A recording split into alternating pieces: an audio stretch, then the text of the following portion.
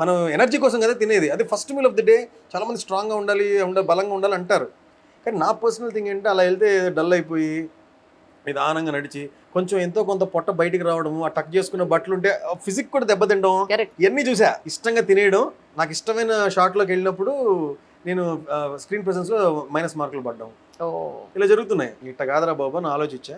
ఏంటంటే chia seeds అనేవి ఒక అద్భుతమైన ఒక విషయం, మనకి దొరికిన ఒక అద్భుతము, వరము. ఆ చియా సీడ్స్ ని గ్రీక్ యోగట్ లో రాత్రే ఒక 2 స్పూన్లు Greek yogurt, 1 spoon chia seeds. Ferment అవుతుందా? ఫర్మెంట్ అయ్యి తింటారా? ఫర్మెంట్ కాదు ఇందులో మెయిన్ థింగ్, హైడ్రేట్ అయ్యి అది ఫుల్ గా అదే నైట్ కలిపి పెట్టాలంటున్నారు.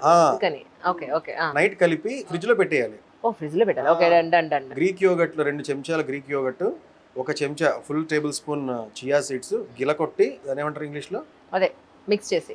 మిక్స్ మాకు తెలుసులేండి. ఏదో అంటారండి, ఎగ్గిని చేస్తారు చూసారా, బీట్.